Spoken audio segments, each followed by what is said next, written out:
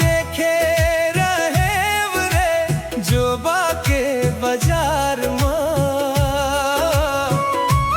मोर मन भटक गे रे तोर मीठ मीठ मुस्कान माँ।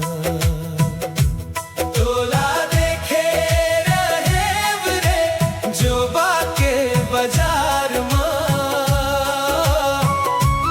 मोर मन भटक गे रे तोर मीठ मीठ मुस्कान माँ।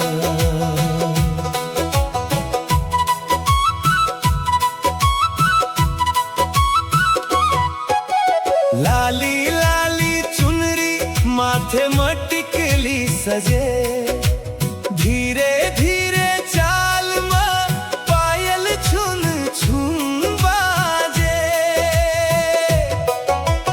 देखत देखत तोला दिन मोर बीत गे, एक झलक पाए खातिर मोर आँखी तरस गे।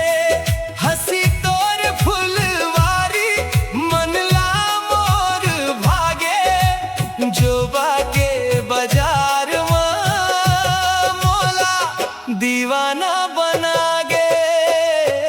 तोला देखे रहेव रे जोबा के बाजार में। मोर मन भटक गे रे तोर मीठ मीठ मुस्कान माँ।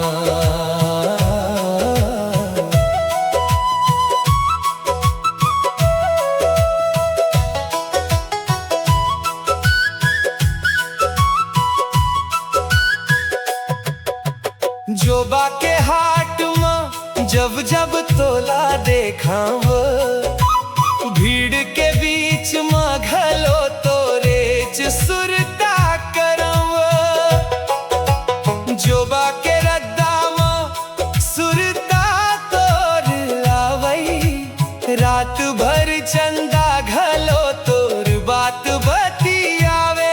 महानदी के पानी जैसे निर्मल तोर माया, तोर बिना अब मोला लागे ना जिया।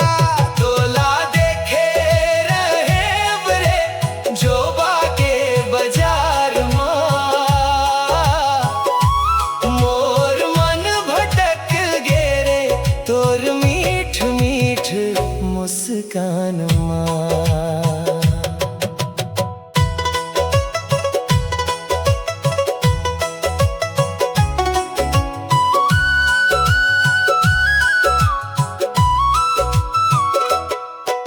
मांदर के थाप में रेला जब सजथे, तोर संग नाचे पर मन मोर मचल थे।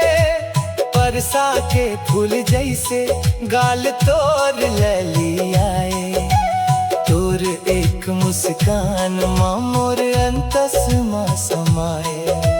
नैना ले नैना मिलिस बात घलो नहीं होइस, फिर मोर दिल के कोना मो तोर माया के पीकी फूटिस। तोला देखे रहेव रे जोबा के बाजार माँ।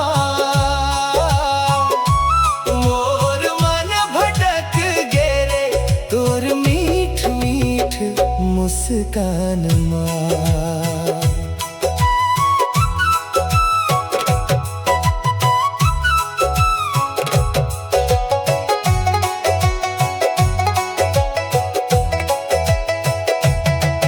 बरखा के बूंद माँ सुरता तोर झरते, सावन के हरियाली माँ चेहरा तोर दिखते।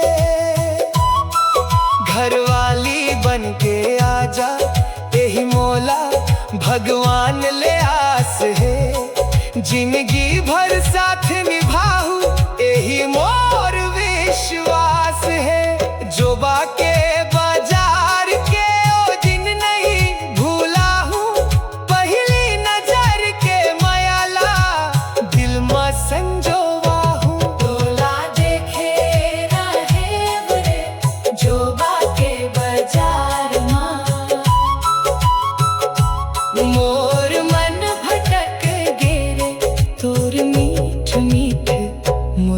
मुस्कान माँ। तोर संग जी हूरे, तोर संग मर हूरे, मोर दिल के रानी ते हंस मोर परान माँ। देखे रहे वे जोला जोबा के बाजार माँ। मोर मन भटक गेरे, तोर मीठ मीठ मुस्कान माँ। तोर मीठ मीठ मुस्कान माँ। मोर मन भटक गेरे, जोबा के बाजार माँ। पहली माया जाग गे रे, तोर मीठ मीठ मुस्कान